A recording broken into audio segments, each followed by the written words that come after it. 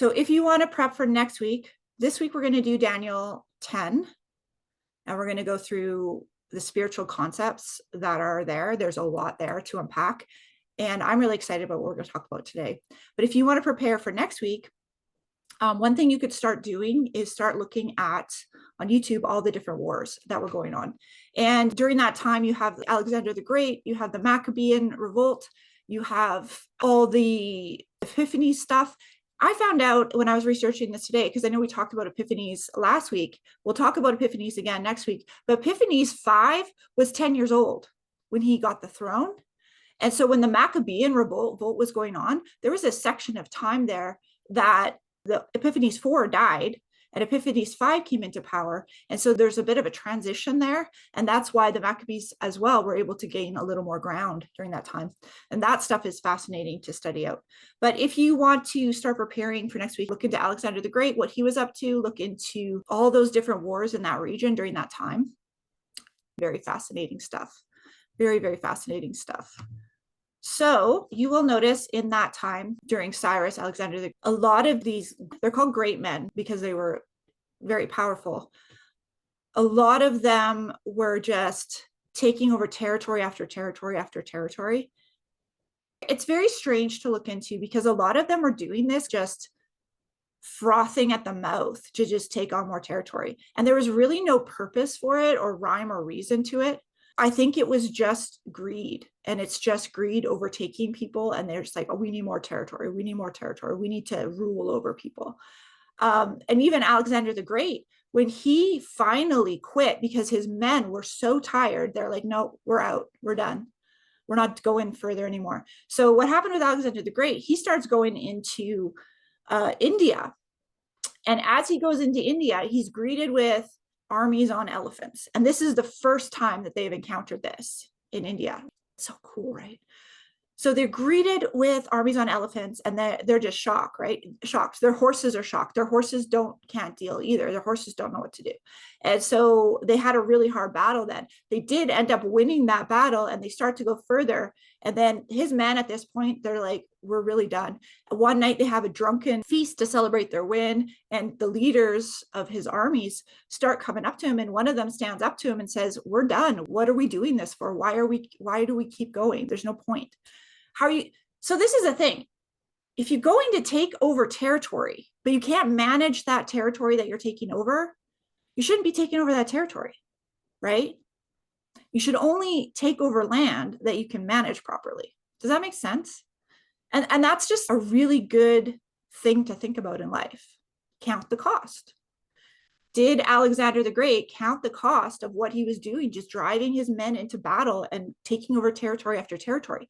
So they quit finally. So they're having this feast, and one of his leaders comes up to him and says, we're done. We're just so done with this. We're not doing this anymore.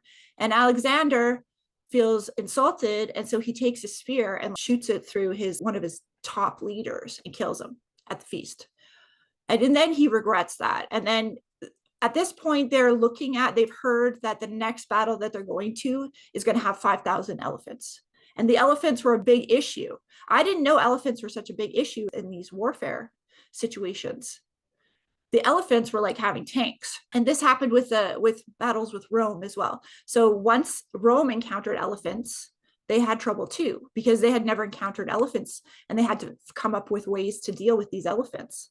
As they are going to the next battle, and Alexander the Great, they hear a word that they're going to meet 5,000 elephants. And at this point, his men are already tired. They're depleted. They have no interest in continuing. And so they turn around and they convince Alexander to turn around and go home. So Alexander has spent his whole life taking over all this ground. He's very young. I think he was 32, 33. And he gets home and they have a couple feasts. He starts to set up a few little things in his kingdom, and he dies within a very short period of time. He catches a fever and dies. And there's all sorts of rumors as to why he caught a fever and whatnot. But he catches a fever and died within 10 days. So he spent his whole life battling and doing all this. And maybe that was just the drive that was in him, really resulted in, he lost, the kingdom kind of dwindled quite quickly after that. Fascinating stuff.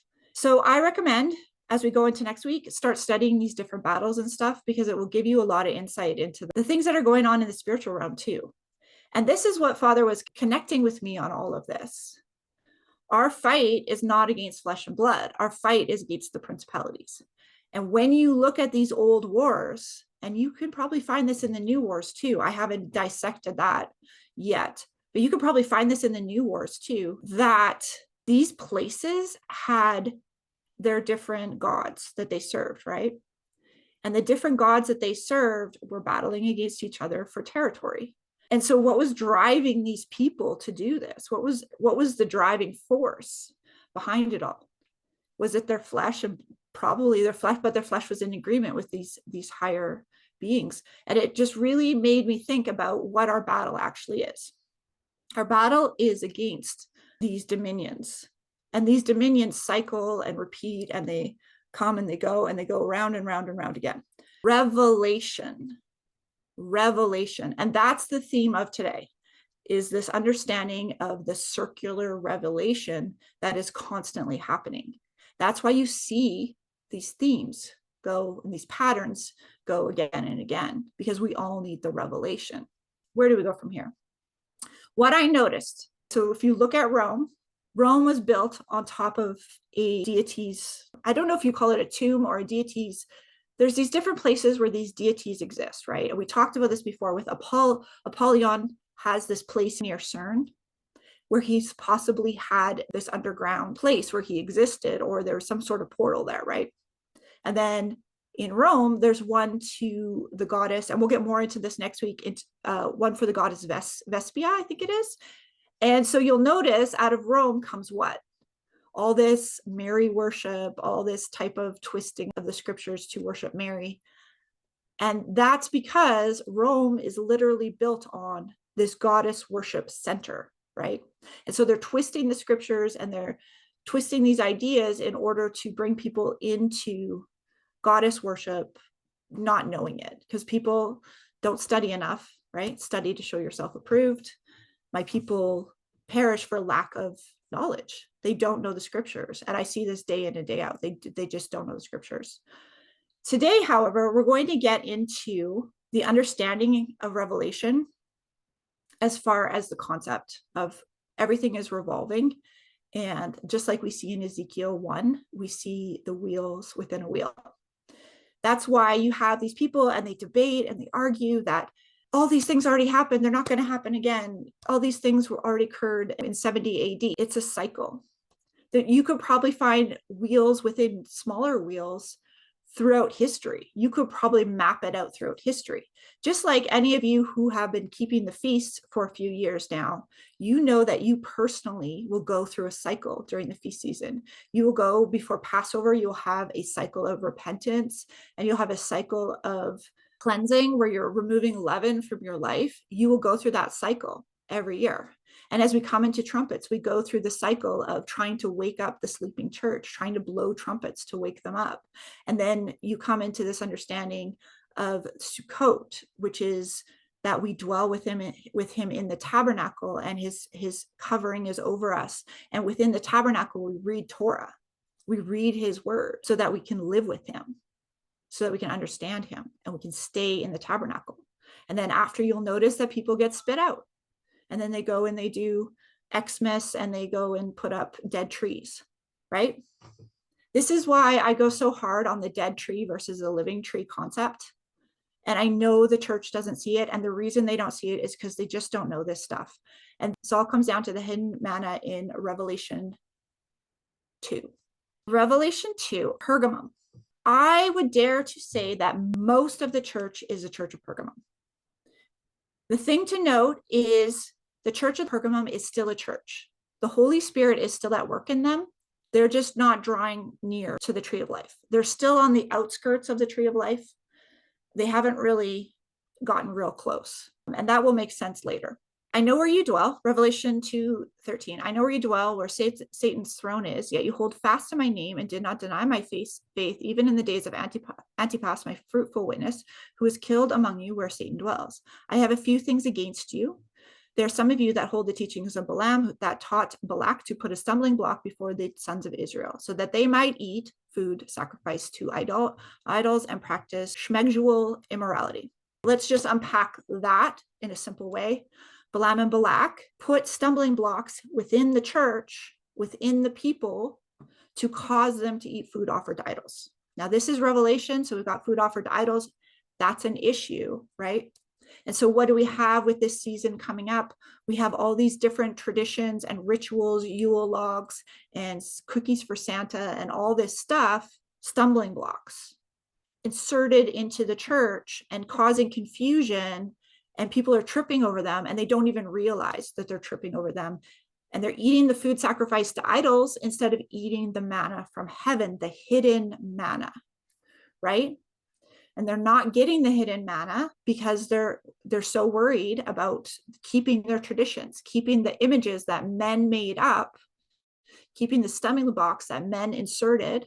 They're so concerned about that they have no idea that they're missing the hidden manna. And this is the thing you have to understand, is they don't know what they're missing. They really don't. They don't know that they're sitting around a dead tree missing hidden manna. They don't know it. And really, at some point, it just has to come to a repentance and a realization. And that can only be done by the Spirit.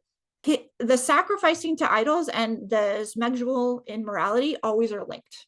We see it in Exodus. When the golden calf happened, there was also sexual immorality. And then when you have Balaam and Balak, you have sexual immorality, and then you have idols. They're always connected. They come hand in hand. If you go on Netflix today, go look through the Xmas movies, you could watch a couple and you will notice a theme. Some of the most popular Netflix Xmas movies contain adultery, contain lust, Merry Gentlemen, Hot Frosty. And then there was another one, it's a Lindsay Lohan one, The Secret. Or in that Xmas movie, they're promoting partner swapping, basically marriages and cheating and adultery and all of this stuff is within that movie. So not being loyal to your partner is in that movie. Idolatry and sexual immorality always show up together. They will eventually always show up together. What do we have in the church constantly? Pastors being called out for things going on behind the scenes, even the top pastors, and they have been given revelation and they have been used by Yah, because the gifts come from Yah. The gifts are from Yah. It's not of our own doing that we have a talent or a gift. But eventually, these pastors, because they're eating from a dead tree, they're not eating from the living tree constantly, they get seduced into idolatry, and then eventually what shows up, right? Some of you, so also you have some who hold the teaching of the Nicolaitans. So the Nicolaitans was basically those who said, anything goes, we are saved by grace, we can do whatever we want. Yah hates that. He literally hates that. And that is what the majority of the church teaches. It's okay, do whatever you want. Don't try to turn from your sin. Don't add the commandments into your life. Don't practice righteousness. He literally hates that. He says it over and over and over. Therefore, repent. If not, I will come to you soon and war against them with the sword of his mouth. So with the word and judgment. The double-edged sword is word and judgment going out. He who has ear, let him hear what the Spirit says to the churches. The one who conquers, so overcomes these issues, he will get some of the hidden manna.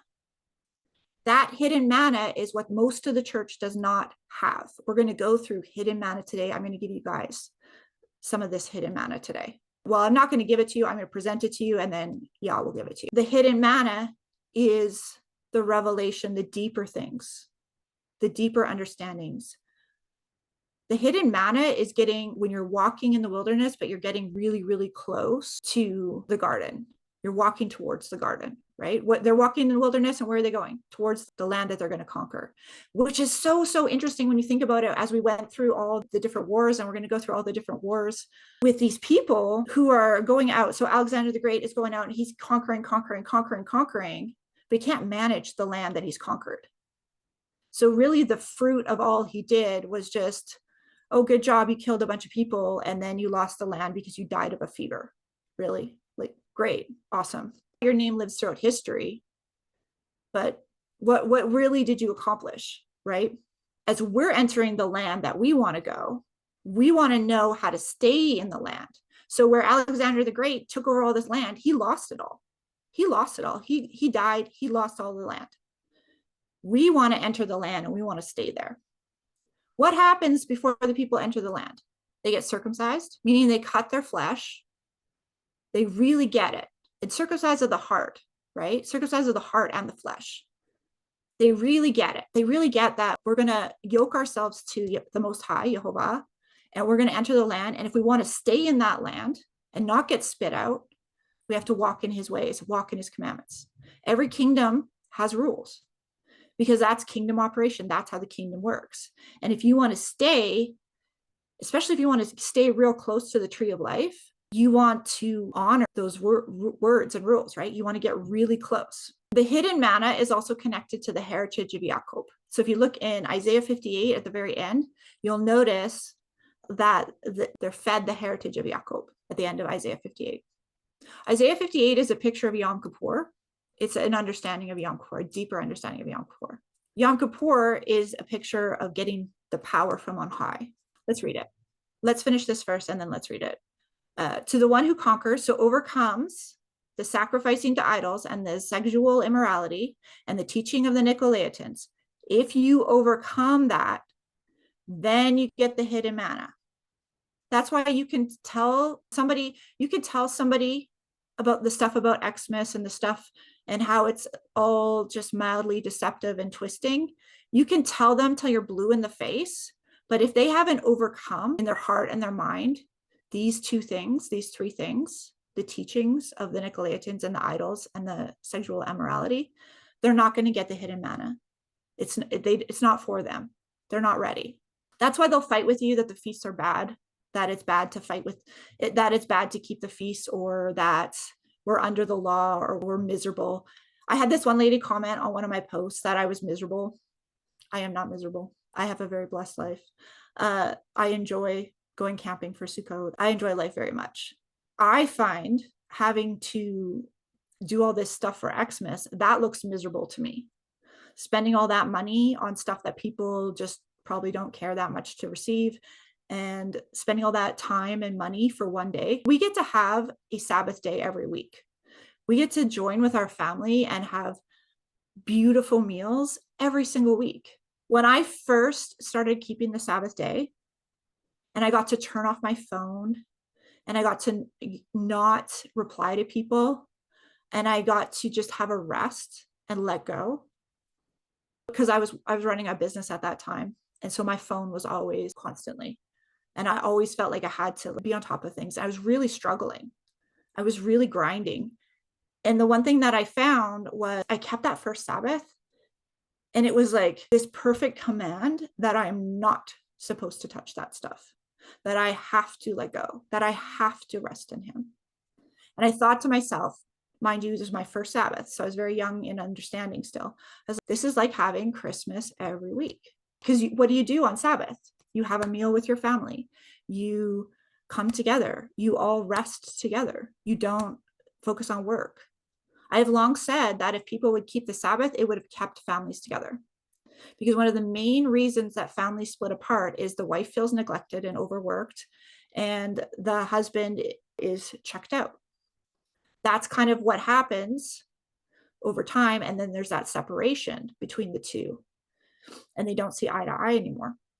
But that coming together every Sabbath and that making time for each other and taking that time off and making time for the family to be together and study the scriptures and be under the word brings the family back together and holds them together. And if you're doing that every single week, it also holds you in the church and holds you in belief. I've had weeks where I've had really frustrating weeks, and I could feel my faith weaken, and I could feel myself like, oh, I'm just questioning and having a lack of faith. But then when I came back to the Sabbath and I talk with all of you and I spend this time with you every single week, it brings me back to where I'm supposed to be every single week. Even if I'm faltering, even if I'm having a hard week, it brings me back.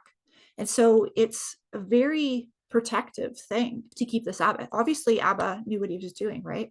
So once people conquer these false teachings of the Nicolaitans and the Balaam and Balak stumbling blocks, what happens is they get the hidden manna. And then I will give him a white stone and a new name written on that stone that no one knows except the one who receives it. We won't cover that today. We're just going to cover the hidden manna. And I want to do that. I just want to point something out to you in Isaiah 58. Cry aloud, do not hold back. Lift up your voice like a trumpet, Feast of Trumpets. Declare to people their transgression, Feast of Trumpets, to the house of Jacob their sins. Yet they seek me daily and delight to know my ways. And if they were a nation that did righteousness and did not forsake the judgment of their God. So what's judgment? A verdict, mishpat, justice, judgment, law, regulation, prescription, specification, a decree, mishpat. They're forsaking the decree, the law, the regulation, the prescription. I love that they use that word prescription to describe this. It's a prescription. It'll heal you. It'll fix whatever's going on. If you go to the prescription, it will sort it out. It won't necessarily sort it out immediately, but it'll sort it out. Judgment. As if they were a nation that did righteousness, yet they seek me daily and delight to know my ways, as if they were a nation that did righteousness and did not forsake the judgment of Jehovah. They ask of me righteous judgments. They draw near to Jehovah. Why have we fasted and you see it not? Why have we humbled ourselves, yet you take no knowledge of it? Behold, in the day of your fast, you seek your own pleasure and oppress all your workers. So what is that? You're seeking the day that they're fasting, yet they're seeking to oppress others. They're seeking to put pressure on their workers. So seek your own pleasure is your own desire, your own affair. So this idea of fasting to get a result rather than just fasting to hear him. And this is really interesting because I'm definitely guilty of this, like fasting. Oh, I want to answer on this. I want movement on this. I want an understanding on this, and I'll fast. But there's that kind of fast, but there's also this fast of, I just want to know what you want to say to me right now. I just want to know you. I just want to put down my idols and know you. That's the fast of Yom Kippur, right? I want to put down my idols and just seek what he wants. And it's not always what we want. It's usually not. Oppressing your workers, so not paying enough, not paying them on time, all of that stuff. Behold, you only fast only to quarrel and fight. I've run into these people. There's this group and they love to tell you that you can't keep the feast, that you shouldn't keep the feast, that you should be fasting during that time. And they just go around quarreling and fighting with everyone. They're not seeking his heart. They're not spending that time to seek his heart. They're going around quarreling and fighting. So they're missing it too. They might have a point that we shouldn't fast it, that we shouldn't be feasting at certain times. But on the other side of it, you're still going around quarreling and fighting. You're not trying to bring him into the world. And to hit with a wicked fist. Fasting like yours this day will not make your voice be heard on high. Is such the fast that I choose? So this is not him telling us not to fast. It's saying, don't fast while you're quarreling and fighting. Don't fast while you're oppressing your workers and think that you're holier than thou because you're fasting, yet you're oppressing your workers. And don't fast while you are hitting with a fist and trying to tear everybody down. Is such the fast that I choose? No, not those things. A day for a person to humble himself. It is to bow down like a reed and spread sackcloth and ashes under him. Will you call this fast an acceptable day to Jehovah? Is not this the fast that I choose? Now he's going to tell you the appropriate fast. To loose the bonds of wickedness, to undo the straps of the yoke, to let the oppressed go free, and to break off every yoke. Is it not to share your bread with the hungry and to bring the homeless poor into your house? And when you see the naked, to cover him, and not to hide yourself from your own flesh? This is important. Let's meditate on this for a second here. This is the fast that he wants us to choose. To loose the bonds of wickedness, so interceding for others, praying for others, having others have the yoke broken off of them. Undoing the straps of the yoke of bondage, not oppressing them, but lifting them up to let the oppressed go free from every yoke of bondage that's on them. That's why he doesn't want you oppressing the workers. He wants to give the workers enough so that they're not oppressed, so that they're able to live freely? Is it not to share your bread with the hungry? So sharing your manna, bread, physical bread, you're feeding the hungry, but also sharing the spiritual bread, the understandings, the spiritual, wonderful things that Jehovah has shown you, and sharing that with them, and not beating them over the head with the bread, but sharing the bread with them, breaking the bread with them, saying, oh, did you ever notice this? Oh, did you ever notice that? And bringing the homeless and poor into your house. When you see the naked, cover him. This is an important concept that I see missed a lot, especially in the type of people that love to stitch videos and argue and debate on TikTok and whatnot. The thing to remember is, if you're stitching somebody and debating somebody who's not interested in debating you and having that conversation, what you're doing is uncovering them. If they're wrong and you're just ripping the cover off of them and exposing them for everyone to see, you were violating this. You instead, if you have something and you have a real concern, go to them. That's why you go to them in private. That's why you speak to them in private. You see a lot with these really big accounts like Dan McKellen and Inspiring Philosophy. I have them both blocked now. I asked Inspiring Philosophy to do a formal debate and he wouldn't do it, but he has no problem stitching people. This is the issue. He's got a big following and a big account, and what he's doing is he's exposing people out of context, and he's ripping the cover off people and exposing them out of context, not going to them in private first, not seeking to understand where they're coming from first and having a conversation, just exposing them. That's uncovering people, right? Exposing their nakedness, whether they're wrong or not right. Maybe that person's right, but if you take them out of context and you rip the cover off of them and they don't want to be involved in this debate with you or this TikTok exchange with you, you're putting them in a very vulnerable position, and that's wrong. That just comes from not studying the Torah enough, honestly. So another way, I see this all the time too, and I've had this happen to me where men will stitch you. So a man stitching a woman and trying to rip the cover off and expose her.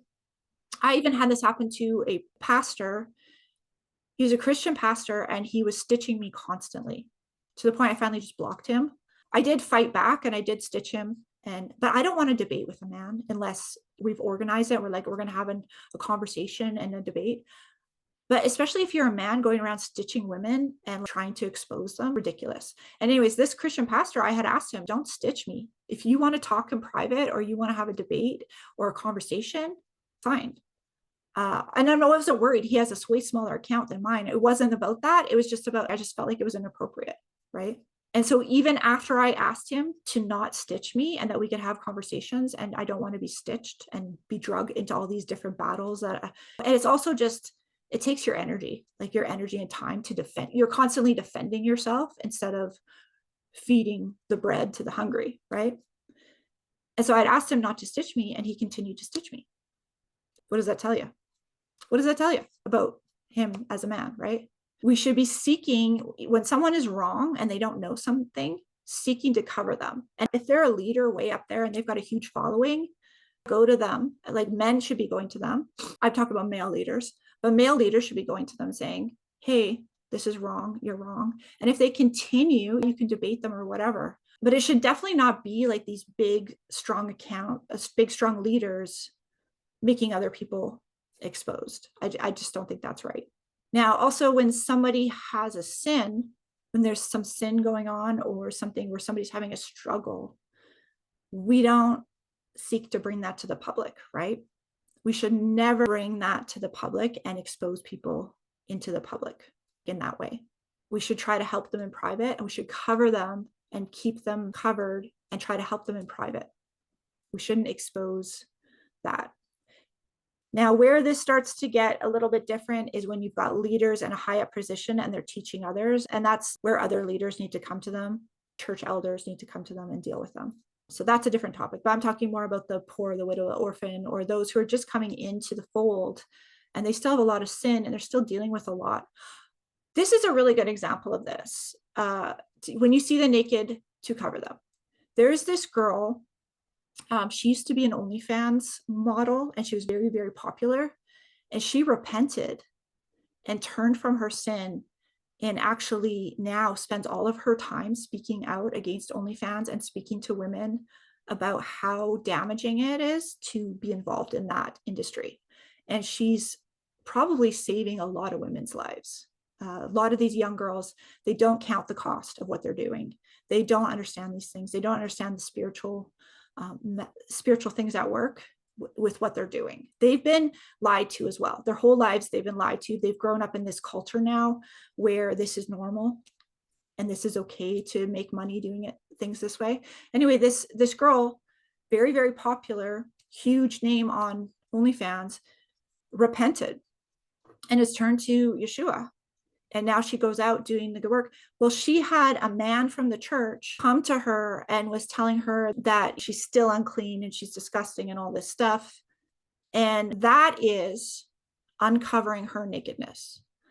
She's repented. She's covered by the blood of Yeshua, just like we all are.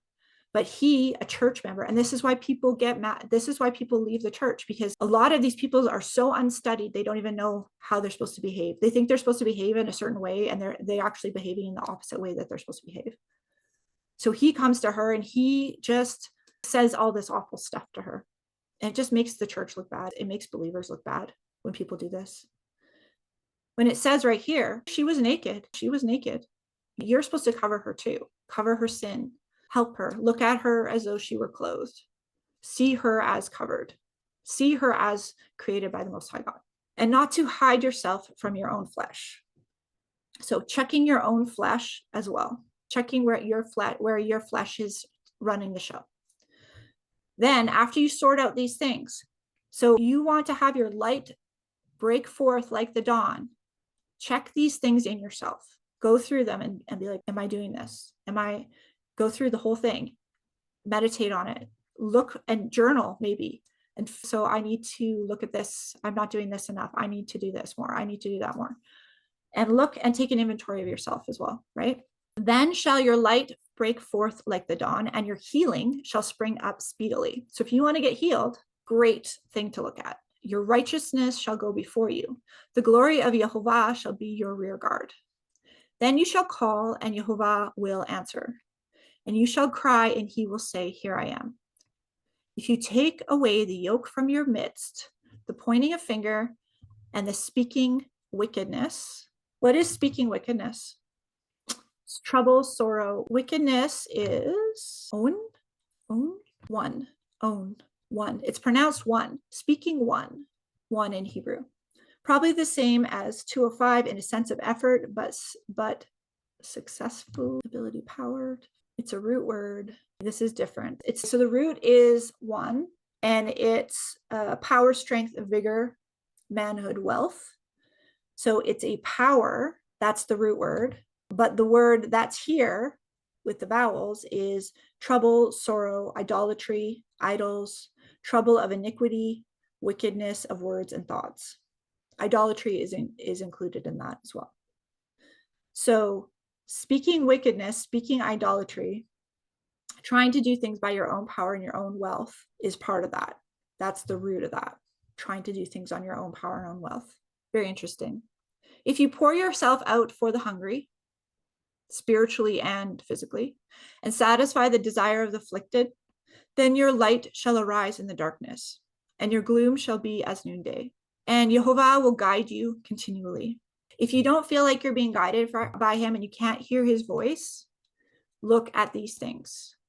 Any area where you do not feel that he's guiding you and leading you, look at these things. Are you trying to do things on your own power? Are you speaking wickedness? Are you have idolatry in that area? Are you not obeying the commandments in that area? That's why you can't hear him. You can't hear if there's an idol in the way.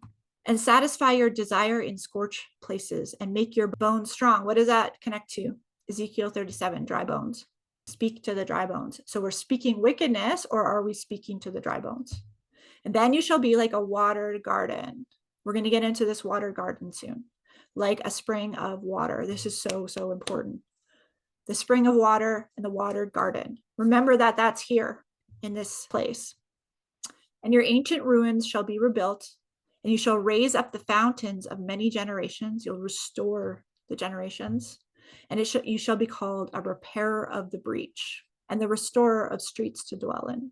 If you turn back your foot from the Sabbath, from doing your pleasure on my holy day, and call the Sabbath a delight, let's all call the Sabbath a delight now. Put it in the comments. Call the Sabbath a delight and a holy day of Yehovah, honorable.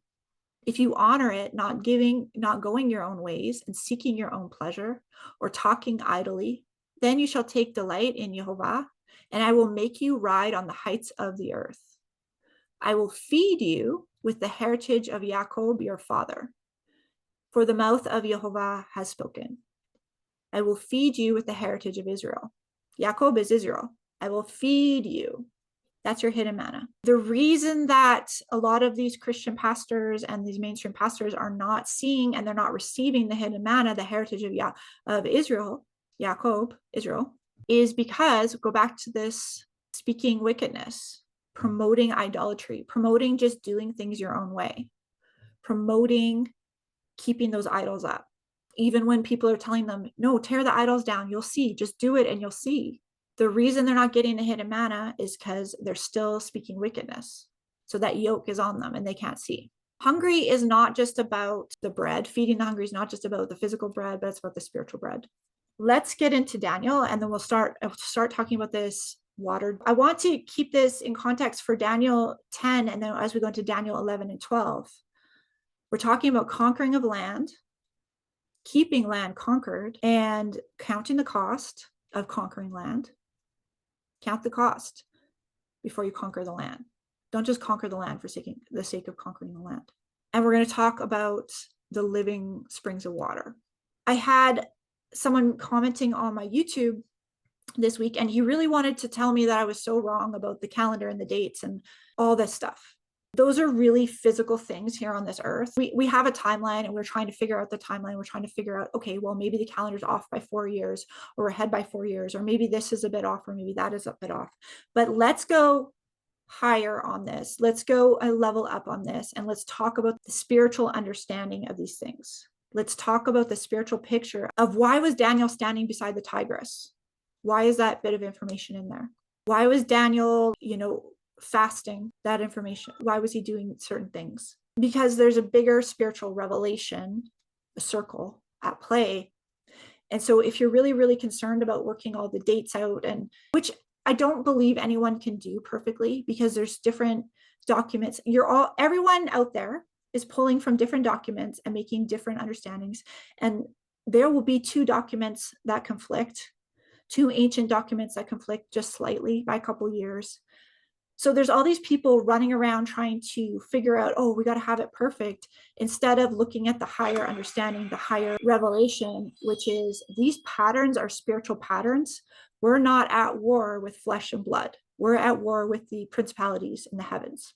We're at war with those principalities. And if you can see what the principalities are that are in operation and who they're on operation with, it'll all start to make sense, right? We have a leader right now who could possibly be in operation with Apollyon, right? We have other kings that are in operation with other spirits, and they are existing right now here on this earth. So worrying about this date and that date and trying to pick this date and that date and trying to almost one up everybody on, I'm smarter than you, I studied more than you. That's not the point.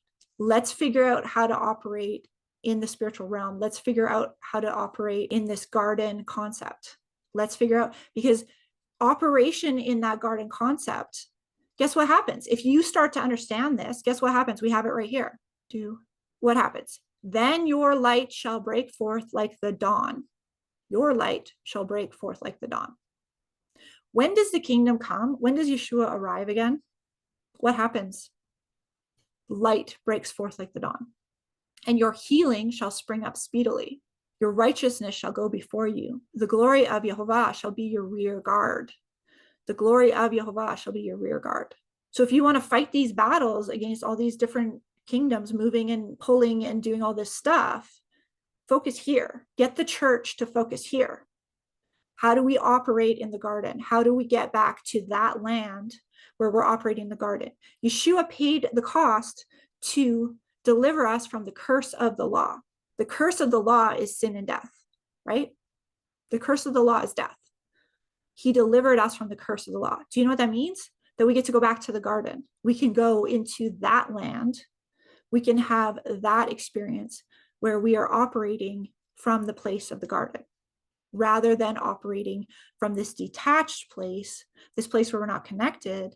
And as we draw nearer and nearer to him in obedience and learning what the word says in revelation of him, the more Jehovah is our rear guard.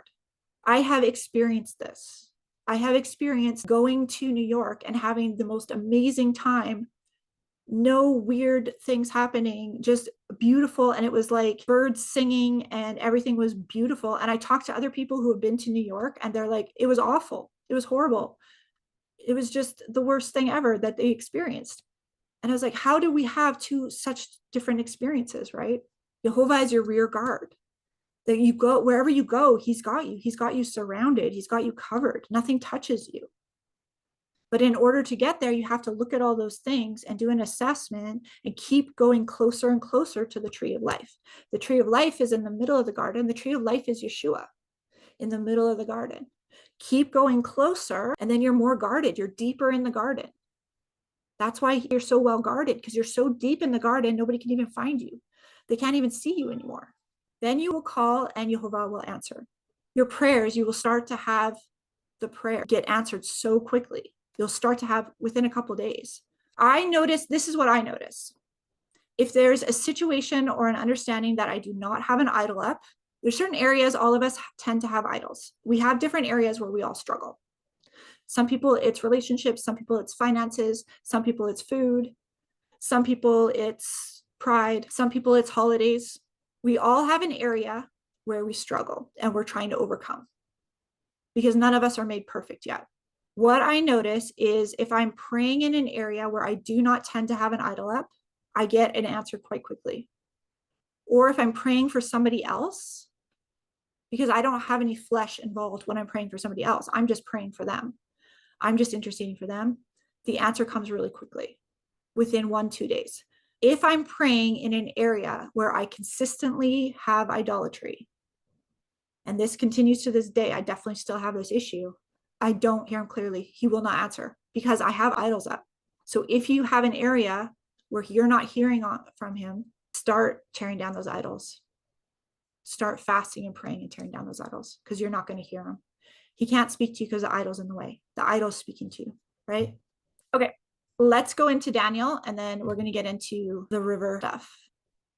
Daniel 10. And in the 3rd year of Cyrus, the king of Persia, a word was revealed to Daniel, whose name named Balthazar. Remember that they changed his name when he went to Babylon. And the word was true, and it was a great conflict. And he understood the word, and he had understanding of the vision. Notice that word understood and understanding. We'll get into that in a second.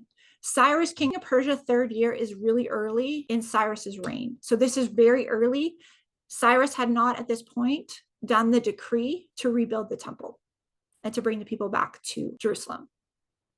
That's an important point. Daniel is fasting and praying early on and interceding for the people early on, but there's still a battle in the spiritual realm. There's still different principalities battling against each other. And Daniel is fasting and praying in the early reign of King Cyrus. And what happens later? King Cyrus starts to move and the temple starts to get rebuilt. Well, the decree to rebuild the temple starts to happen. Daniel 10:2. And in those days, I, Daniel, was mourning for 3 weeks, 21 days. I ate no delicacies, no meat or wine entered my mouth, nor did I anoint myself at all for the full 3 weeks. On the 24th day of the 1st month, I was standing on the bank of the great river, that is Tigris. I lifted up my eyes, and behold, a man clothed in linen with a belt of fine gold from Upaz around his waist, his body like beryl, and his face like the appearance of lightning, his eyes flaming torches, his arms and legs like a gleam of burnished bronze, and the sound of his words like the sound of a multitude. Let's dissect just a few things here. 3 weeks. So this is something that has developed into what people call the Daniel fast. The Daniel fast is a thing that people often do. They'll do 3 weeks with no delicacies, so no meat, no wine, no sugar. A lot of people do no flour. And the picture here, though, and I don't think many people do this, is Daniel he was in sackcloth and ashes. It doesn't sound like he bathed, right? He didn't anoint himself. So in that day, you would bathe and you would anoint yourself with oil so that you smelled nice. It's a picture of him being in sackcloth and ashes for 3 weeks and just mourning and crying out to Jehovah for 3 weeks. Do also notice that this is during the Passover on the 24th day of the first month. So he was doing this during the Passover. Why? Because he wanted people to pass over into the land. He wanted that, he was mourning for their situation and where they were. He wanted them to pass over, and he was interceding for his people. I think there is a beauty in this, and you should always pray. And if Father is leading you to fast during a feast season, that's absolutely okay. If you want to fast on behalf of the people, I think he would honor that greatly to do that in a feast season. But I also think that it's beautiful, especially if you have children, to be teaching your children. And the way you teach the children the feast and the understanding of the feast is to do it with them. Because the reason we do that, these things, is to ingrain it in us, ingrain the understandings in us, to bring the family together. And that's that moment where it's like, now we understand unleavened bread because we're actually making unleavened bread, right? But if you were a single man working in Babylon under a king, absolutely fast. If you want to fast during the feast, the commandment to us is to teach our children, right? And I think this is where we can make the division on this, right? A single man alone in Babylon, his greatest job is to be a priest, is to intercede on behalf of the people. That is his greatest calling and his greatest job. If you are a woman with children, what is your job? Teach the children the commandments. That is your job. That is your greatest calling, the greatest thing that you need to be doing, because that will help the next generation, right? And the feasts are all about making sure that that is ingrained deeply in your children. That's why people have such a hard time of letting go of the false pagan stuff, the Christmases and the Halloweens and all that, is because they have those childhood memories deeply ingrained in them. That's why they have such a hard time with it, right? And so let's understand this appropriately. There's a group that goes around like, nobody should do the feast. We should all be fasting because we're in Babylon, da, da, da. I don't want to proclaim that I'm in Babylon. I have to live within Babylon, but I spend most of my time in the garden of Yah, right? I'm allowed to be in the garden of Yah. I'm still allowed to pray. I can still come on here and talk to you guys about everything. I can still celebrate the feasts. I can still keep the Sabbath. I'm not trapped by Babylon. I can still do these things. I have a high priest named Yeshua, right? But we have a whole bunch in the church who are still in Babylon and they don't even know it. They're doing all this Babylon stuff. They don't even know it. I would say if you're a single man or even a single woman and you want to fast during the Passover and fast during these different feasts and intercede for those who are still in Babylon, that's a beautiful thing. But if you're a woman with children, you need to be training those children up in the Torah, and the feast is the number one way. I would say the number one way that you do that. And your directive as a woman with children is very different than a single man working for the king, right? Do you guys agree? Agree or disagree? Put in the comments. So Daniel is on the bank of the great river. That is the Tigris. Let's go into the Tigris and let's look at this whole section. It's going to mirror Revelation. And then we're going to look at the rivers. Revelation 1:12. Just notice the mirror images. Then I turned to see a voice that was speaking to me, and on turning, I saw 7 golden lampstands. And in the midst of the lampstands was one like a son of man, clothed with a long robe with a golden sash around his chest. And the hairs of his head were white wool, like snow. His eyes were a fire of flame, and his feet were like burnished bronze, refined in the furnace. And his voice was like the roar of many waters. In his right hand, he held 7 stars. And from his mouth came a sharp 2-edged sword, and his face was like the sun shining in full strength. You can see the mirror picture there. 7 golden lampstands. So he is in the middle of 7 golden lampstands. The 7 golden lampstands is all the churches. They all have different levels of being lit up. I could not find a graphic for this that I could show you, because most of the church doesn't understand the lampstand to begin with. So they had all these graphics and pictures of Yeshua standing in the midst of 7 lampstands, but there's just one single light on each of the lampstands. But they're menorahs. All the 7 churches are holding a menorah. And the idea of the menorah is to get all those branches lit so that you can be lit up. You have the full measure of the Holy Spirit. You have the full working of the Holy Spirit. Now, all these different churches have different areas where they're not quite lit up. And it's in order. Let's pull up a graphic. So here's the graphic for the churches. 1, 2, 3, 4, 5, 6, 7. This church is missing this one. Or sorry, no, this church has them all. So it's a very different. So notice how Smyrna and Philadelphia are connected, and they both have no warnings. Smyrna is told you got to hold on to the end, but they have no warnings against them. They're doing everything good. Philadelphia has no warnings. They're told they're going to be kept from the hour of trial. These 2 churches have a full lamp. This one has a warning that they forgot their first love, which I think is they started to deny Yeshua. This one has a warning that they have Balaam and Balak problems. This has Church of Jezebel problems. They have Jezebel idolatry issues. This one needs to wake up. Sardis needs to wake up. They don't have their garments clean. Philadelphia, no warnings. Laodicea gets spit out of the tabernacle. They get spit out because they're lukewarm. They're all connected to these feasts, and they're connected to the spirits. So the image of the lampstand is the image of each church is holding one of these. And some of them have a fully lit one, and some of them have candles that they need to light. They're not fully lit yet. That's why they end up being lukewarm. These are the spirits associated with them.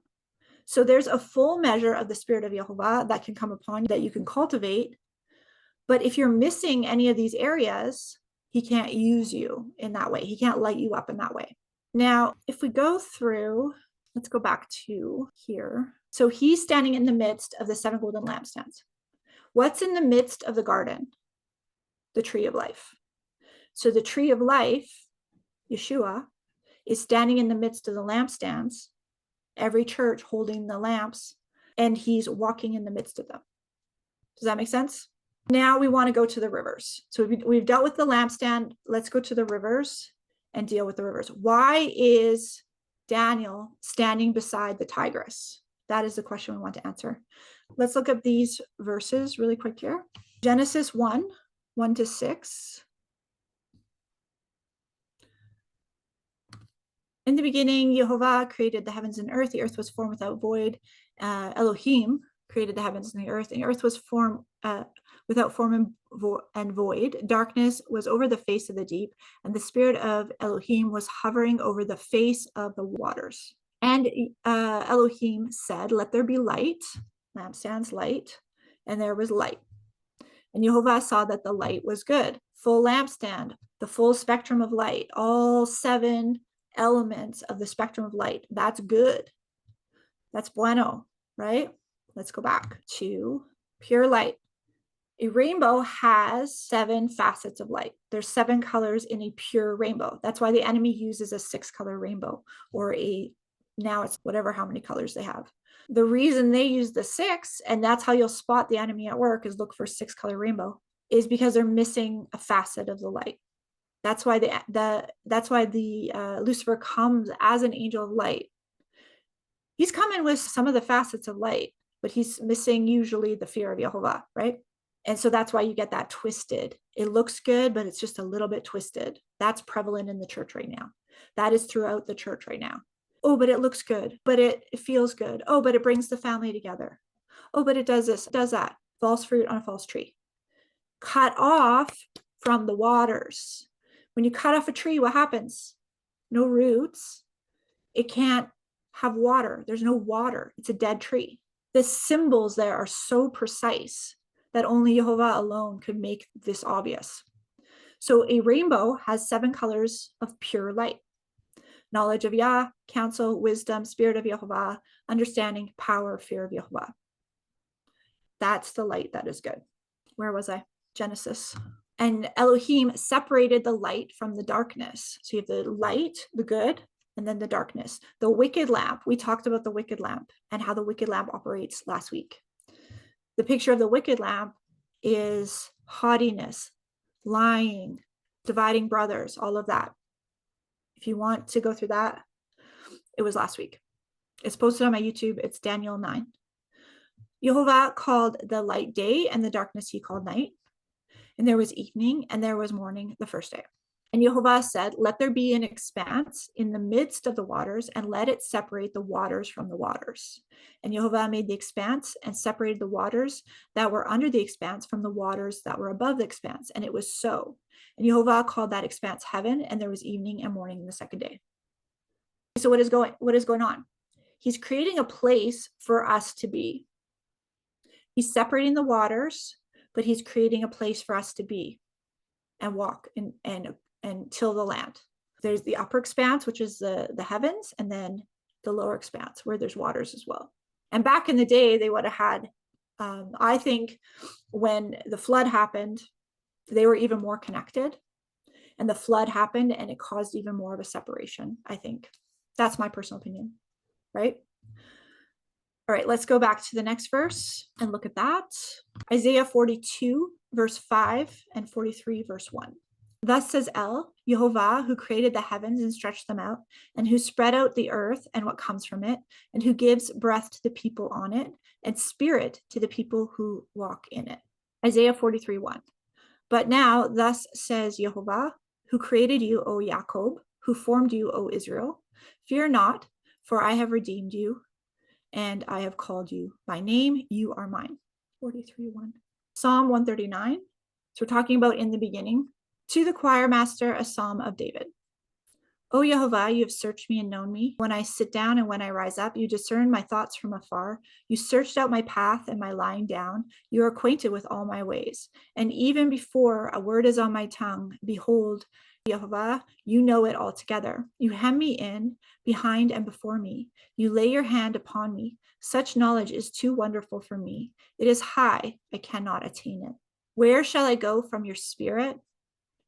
And where shall I flee from your presence? If I ascend to heaven, you are there. If I make my bed in Sheol, you are there. If I take the wings of the morning and dwell in the uttermost parts of the sea, even there your hand shall lead me, and your right hand shall hold me. If I say, surely the darkness will cover me, and the light about me, if I say, surely the darkness shall cover me, and the light about me be night, even in the darkness it is not dark to you. The night is bright as the day, for the darkness is as light with you. So even when you're walking through the darkness, it's still, he's revealing his light to you, right? For you formed my innermost parts. You knit me together in my mother's womb. I praise you, for I am fearfully and wonderfully made. Wonderful are your works. My soul knows it very well. My frame was not hidden from you, and I was being made in secret, intricately woven in the depths of the earth. Your eyes saw my unformed substance. In your book were written, every one of them, in the days that you formed me, when as yet there were none of them. So he wrote it all out before, right? How precious to me are your thoughts, O El. How vast is the sum of them. If I were to count them, they would be more than the sand. And I awake and I am still with you. Oh, that you would slay the wicked, O El. O men of blood, depart from me. They speak against you with malicious intent. Your enemies take your name in vain. Do I not hate those who hate you, O Yehovah? Do I not loathe those who rise up against you? I hate them with a complete hatred. I count them as my enemies. Search me, O Yehovah, and know my heart. Try me and know my thoughts, and see if there be any grievous way in me, and lead me in the way everlasting. This is a beautiful psalm to connect with Isaiah 58, that idea of he knows you and he knows your heart. And that's not necessarily a good thing. You ask him to search you and to try you so that you can be refined. And that even in the darkness, he's refining you. Even if you're walking through the darkness, his light is there refining you. John 20, 19 and 20.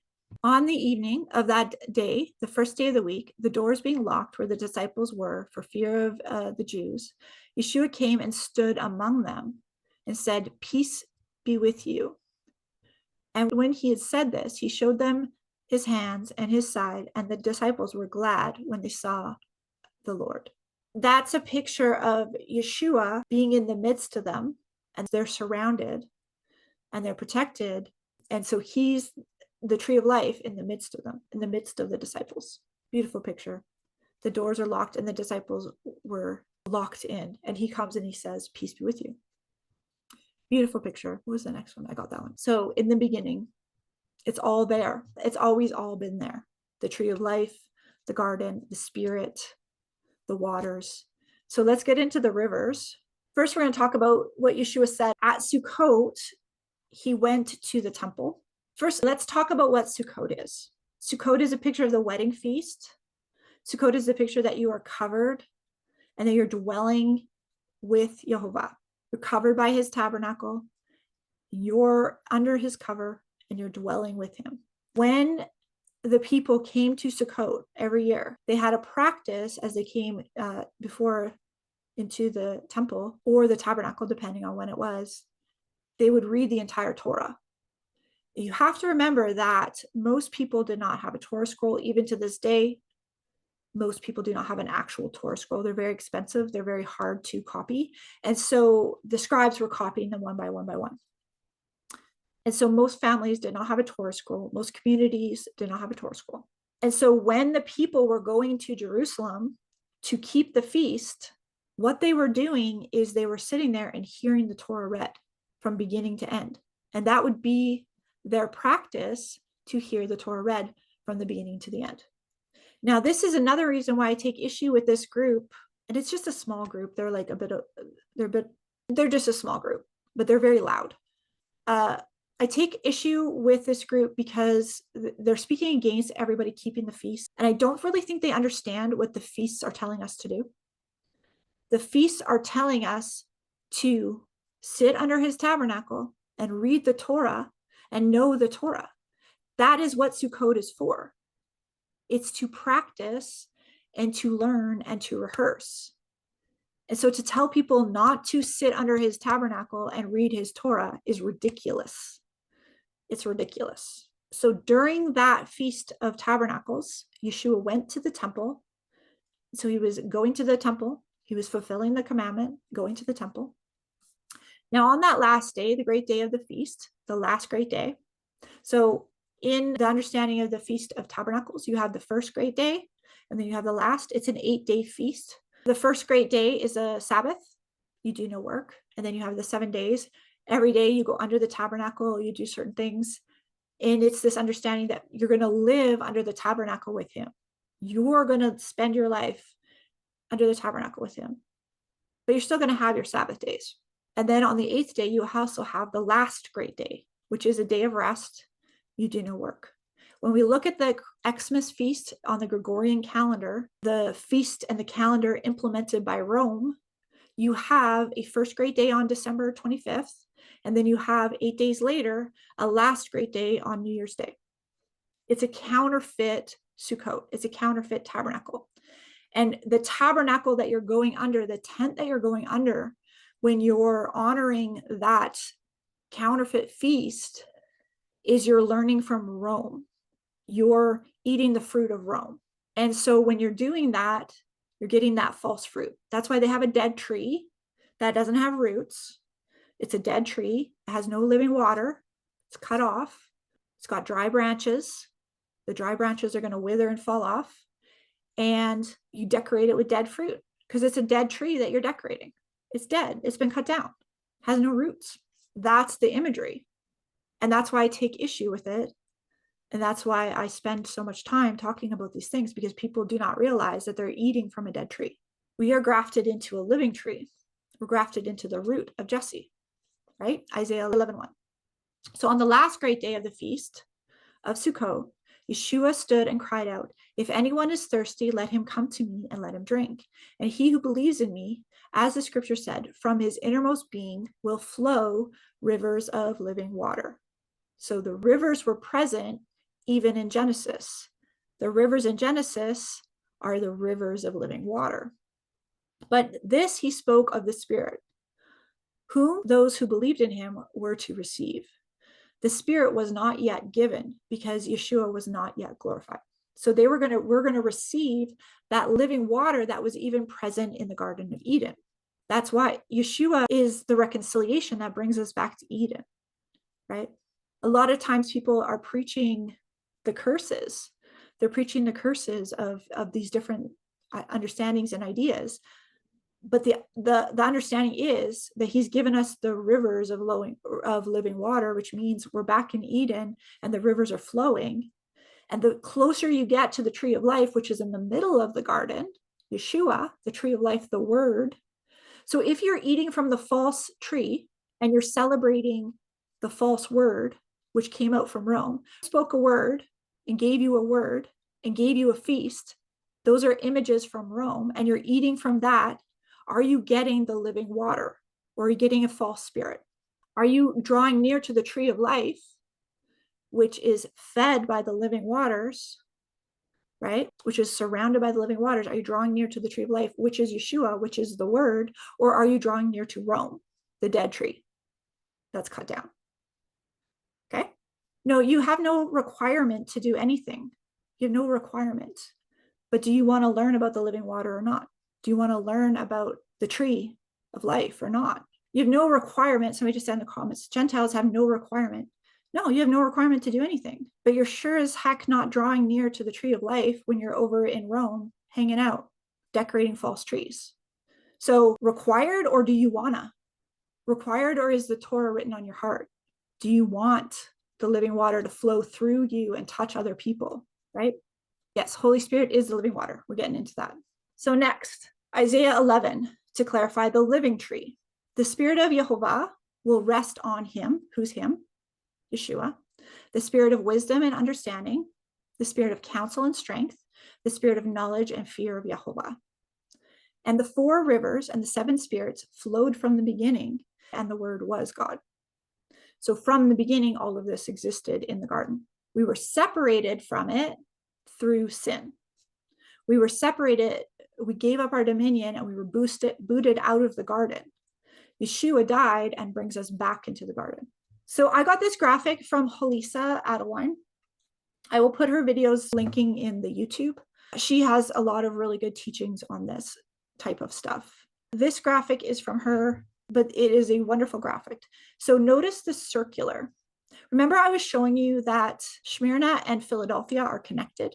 They're on the same branch of the menorah. They're on the same branch of the lampstand. So they are connected. They have knowledge and understanding. What did Daniel have when we were in Daniel? At the very beginning of Daniel had standing. He understood the vision. Understood. Daniel 10:1. Going back. Standing. Daniel is of the church of Philadelphia. He has understanding. The spirit, the Ruach of Adonai, comes down from Yeshua and lights up the lamp. That is the full spirit coming down. It lights up the lamp and then flows out to these branches and lights up the other lamp. When they're in the temple and they're lighting up the lamp, they have something called the shmash candle, and they take the candle and light the top branch first. The middle top branch gets lit first from above, and then it lights up the other. You take that light and you light up the other candle. So if you were lighting a menorah at home, you would light the middle candle first, and then you would take out the middle candle, and then you would light up the other candles. So the measure of the spirit that comes from Yeshua, that comes down, is to work, and it lights up the other candles, the other facets of the spirit. And so even if you're in the church of Pergamum and you don't understand that you're tripping over stumbling blocks still, and you haven't overcome that, you still have a measure of the spirit working in you. It's just, if you're resisting that fear of Yehovah candle getting lit up, you're just going to be you're going to be half lit. You know what I'm saying? You're going to be not fully lit. That's why you end up lukewarm. Does that make sense? We want to get fully lit. So these spirits flow in a circular pattern. You'll notice as well that rainbows are circles. So rainbows contain the 7 spirits of Yehovah, and they form in a circle, right? Here's a picture of a rainbow from above. It's a circle. Here's another one. Rainbows are circles. It's a revelation. It's a revelation. We revolve around it. Revelation 4, verse 2-4. And at once I was in the spirit, and behold, a throne stood in heaven with one seated on the throne. And he who sat there had the appearance of jasper and carnelian. And around the throne was a rainbow that had the appearance of an emerald. Around the throne were 24 thrones, and seated on the thrones were 24 elders, clothed in white garments with golden crowns on their head. So we have the picture of the throne in heaven is surrounded by the rainbow. It's surrounded by the full facet, the full measure of the spirits of Yeshua, fully present. His full power of his light is there, and it exists. We only have partial, we can only handle, our flesh would probably not be able to withstand in complete full measure, because it would probably just burn our eyeballs, right? In this state that we're in. But if he cleanses us and brings us up, like Isaiah the coal was put to his mouth and he was cleansed, and then he was able to be in the presence, right? So we have to be cleansed to go in the presence. My experience has been the more that you draw near to understanding, having that understanding and having that wisdom, the more you're able to draw near to his presence. And he's able to speak to you better. He can speak to you through anything, but if you use his language, the things that he's given you in scripture to understand him by, he can speak to you really clearly. Yehovah Elohim planted a garden towards the east in Eden, and there he placed the man whom he had formed. Out of the ground, Yehovah Elohim caused to grow every tree that is pleasing to the sight and good for food. The tree of life was also in the midst of the garden, and the tree of knowledge of good and evil. Now a river flowed out of Eden to water Shakah, the garden, and there it was divided, Parad, and became 4 rivers, literally heads. So you'll have 4 rivers coming out of Eden. In Israel, there is the head of, I think it's the head, I forget what it's called, but there is actually the place where 4 rivers join, and 4 rivers exist, and then they spread out from 4 rivers. I forget what it's called. We'll get back to you on that. So now we go back to Revelation. Just as the tree of life is in the midst of the garden, Yeshua is in the midst of the lampstands, and the throne is in the midst of the rainbow. Does that make sense? They're all symbols that connect all the way down. Now let's talk about the rivers. You have the Euphrates. That's the picture of the river that flows in and divides and goes out to all the other rivers. Now you notice Euphrates feeds all the different rivers, and they go in a circle, right? And these circles standing by these rivers will give you different understandings. So we have to wonder what Daniel was standing by the Tigris to gain understanding on. So the Gihon is the understanding and wisdom. Daniel had that one. But then the Tigris is counsel and power. So as Daniel was standing by the Tigris, he was gaining counsel and power from above. Really interesting. Going back to, so the Euphrates, which has a different name in, I believe, a different name in Genesis, flows into all of these. And it's a picture of the living waters flowing in and giving us the different understandings. Let's go back to, that's called Parat in as well, Parat. The Euphrates is also called Parat. Let's look up Parat really quick here. There we go, Genesis 2:10. Pishon, the name of the first was Pishon, and it was the one that flowed around the whole land of Havla by the river Pishon, noted for excellent gold, bdellium, and shoham stone. Notice how that river is connected to, so the Pishon is connected to reverence and wisdom. When Yeshua talks to Laodicea, he says, I counsel you to get me gold refined by fire. Pishon is related to gold. And so you see that Laodicea is right here. They lack wisdom. You can look up in the scriptures what wisdom is, right? You can look up in the scriptures what wisdom is. So they're lacking this. Laodicea is lacking wisdom, and he counsels them to get gold refined by fire. So get this lamp lit. Your wisdom and reverence lamp is lacking, and get that gold refined by fire, which you find in the river Pishon. And the gold of that land is good, and bdellium and onyx stone were there. And the name of the second river is Gihon, and it is the one that flowed around the whole land of Cush. And the name of the third river is Tigris, which flows east of Assyria. And the fourth river is the Euphrates. So Tigris is the river that Daniel is standing beside. And it means arrow, hidikel, Tigris. It means arrow, to close in on every side. That's interesting. Is this a root word? It's got that hidikel. Doesn't say anything more than arrow. And it's a famous Assyrian river. And so he was up in Assyria, which makes sense. Yehovah Elohim took the man and put him in the Garden of Eden to work it and to keep it. What does keep mean? Shamar. To hedge about as with thorns, to build a hedge around, to protect. So the man was supposed to be protecting the garden and building the hedge around the garden and keeping it. So to keep those rivers flowing and keep everything in order. All right, let's get back to Daniel and let's get into the symbols that we had on Yeshua. He's clothed in linen. Linen is that picture of the spirit being full and cleansed and being clean.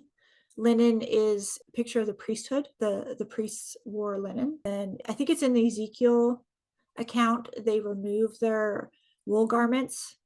And when they go into the temple, they put on their linen garments. Wool is more of a symbol of the flesh, so fleshly things, whereas linen is more this understanding of the priestly things. With a belt of fine gold from Upaz around his waist.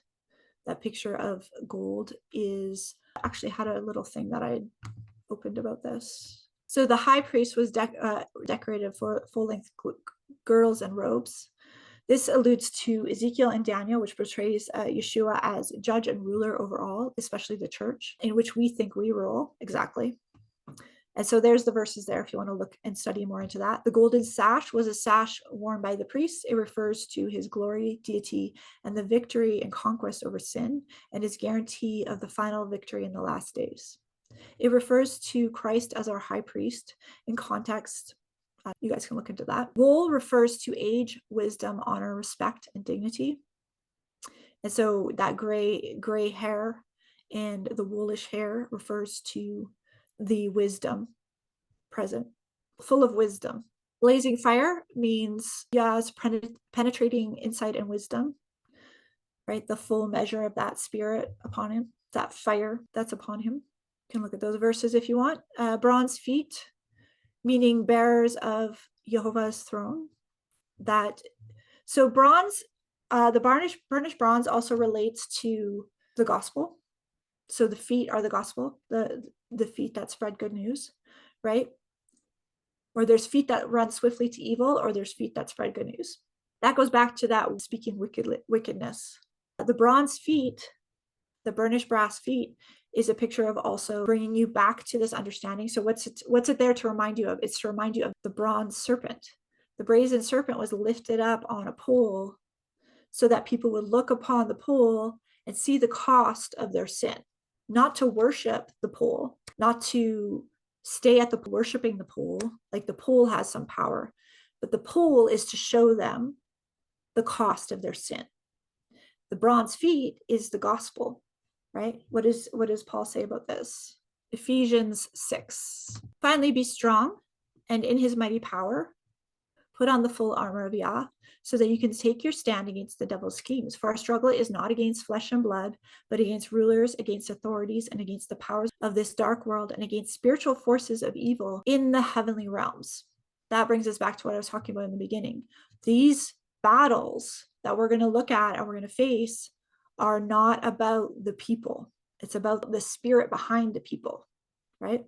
What spirit is operating behind the people? Therefore, put on the full armor of Yah, so that in that day of evil comes, you may be able to stand your ground. After you've done everything to stand firm. Then with the belt of truth buckled around your waist, Yeshua had a belt, the sash buckled around his waist of gold. He's got all the truth. He's got every bit of truth. The breastplate of righteousness in place. He's got all the righteousness. And with your feet fitted with the readiness that comes from the gospel of peace. So burnished bronze, he has feet of burnished bronze, this full understanding of the gospel. That's to point us back to the brazen serpent, which was also bronze. What does that remind us of? He was lifted up so that we could understand the cost of our sin. We could visually understand what's the cost of sin, death. Does that mean we want to go on sinning after we have knowledge of the truth? No, we want to turn from sin. That's what repentance is, turning from sin.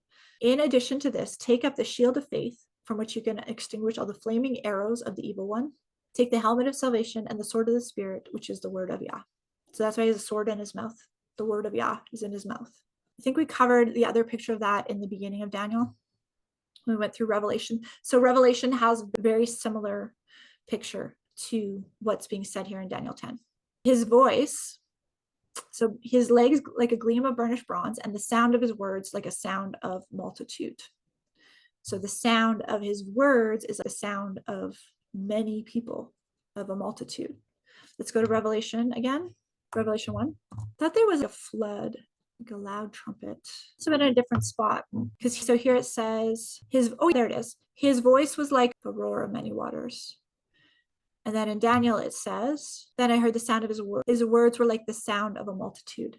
So often when you see waters depicted in this prophetic speech type writings, it's many people, many nations. So the beast that rises out of the sea rises out of the nations. But his words sound like a voice, was like a sound of a multitude, like many people. I, Daniel, alone saw this vision, for the men that were with me did not see the vision, but a great trembling fell upon them, and they had fled to hide themselves. So I was left alone and saw this great vision. There was no strength left in me. My radiant appearance was fearfully changed, and I retained no strength. What are we told about the Church of Philadelphia? They have no strength left. The Church of Philadelphia had no strength left. Then I heard the sound of his words, and as I heard the sound of his words, I fell on my face in a deep sleep, with my face to the ground. This deep sleep is a similar theme too. Abraham fell asleep when the Abrahamic covenant was being made. The disciples fell asleep in the Garden of Gethsemane. Adam fell asleep before he met his wife. They were caused to fall into a deep sleep. And behold, a hand touched me and set me trembling on my hands and knees. And then he said to me, O Daniel, man greatly loved, understand the words that I speak to you, and stand upright, for now I have been sent to you. And when he had spoken this word to me, I stood up trembling. And then he said to me, fear not, Daniel, for on the first day that you set your heart to understand and humbled yourself before Jehovah, notice the parallels in Isaiah 58, set your heart to understand, search my heart, Jehovah, and humbled yourself before your God. Your words have been heard. Now he hears you. He doesn't hear you if you have not humbled yourself. And I have come because of your words. The prince of the kingdom of Persia withstood me 21 days, but Michael, one of the chief princes, came to help me, and I was left there with the kings of Persia. I came to make you understand what is to happen to your people in the latter days, for the vision is for the days yet to come. I find this fascinating. Do I understand absolutely what is going on here? Absolutely not. But there is a sense that Yeshua is being withheld by the Prince of Persia. He's in battle with the Prince of Persia. So even Yeshua is in battle with the Prince of Persia in this understanding. So feel free to comment to me what your thoughts are on that, because I would like to know your thoughts on that. And then Michael came to help him so that things can move ahead. If there is something that's being done in your life or in your nation or in your area that has a higher kingdom purpose, there might be really heavy warfare against it. And it could be delayed and held back in certain ways. And we have to pray. This is a really good example of our prayers and fasting matters, and it moves things in the spiritual realm. That we are co-creators with Yah. And when we set our heart and humble ourselves before him and intercede for others and call upon his name for help, things start to move in the spiritual realm. I've experienced this for sure. But if there is something that you're battling, and say Jehovah has given you a word about something, he's led you in a particular direction on something, and it's been a real hard battle, but he's still telling you to go in that direction, Just because you're facing a battle in it does not mean that that's not the direction that he has for you and that you're hearing him wrong. The greater purpose behind that might be so much more important that you have to battle for it. I think of marriages when I think of this, when I consider this. Because a lot of people, they've been led to a certain person, but then it gets hard and then they think, well, that's not my person. But you have to humble yourself and listen to the still small voice and where the still small voice is leading you. And it could be that you're experiencing battles and spiritual warfare, because this is why there's so much spiritual warfare against men and women connecting, because it is a kingdom directive and there is blessing in it. If we're bringing forth children that are keeping the commandments, if we're bringing forth families that are keeping the commandments and that are strong units, that is very destructive to the enemy's kingdom. And so the enemy fights against that. I would say it's one of the number one things he fights against is marriage and union and dividing people. Remember the wicked lamp we were talking about? The wicked lamp wants to divide people, because if we're together, we're strong. If we're together, we're if you are alone and fighting every battle alone, life is going to be so much harder for you. So much harder. But it's also, if you have somebody in your life that's constantly fighting against you, life is going to be so much harder for you. But if we're in one mind under Yeshua, in one kingdom, and we start to work together as one kingdom, we're unstoppable, right? So the enemy tries to keep us divided in so many ways, divided in all these ways. So if you need breakthrough in your life, I would suggest, in an area in your life, I would suggest studying these and watch this video again, watch the recording on YouTube, and go through and make a plan for yourself. 3 weeks, no meat, no alcohol, no sugar. You can look up, I found a pretty good one the other day. This one was really good. This is in our school group. You can join us in the school group if you want. So you can take notes on this. This is what a food list for the Daniel fast. If you wanted some ideas on what you could be eating for the Daniel fast, fruits, vegetables of all kinds, liquids. I would try to get rid of coffee if you can. Coffee is a hard one. I have trouble with coffee. I get a headache if I stop drinking coffee. I should try to probably get away from it, but I battle with coffee. I like coffee. That's my battle. But if you wanted to do a Daniel fast and you were drinking coffee, you might have a headache for a few days if you're going to remove the coffee.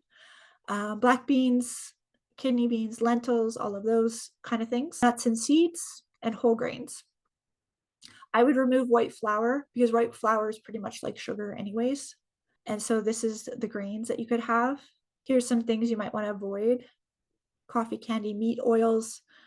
I wouldn't say all oils. I would just say seed oils. You should probably get seed oils out of your diet right away anyways.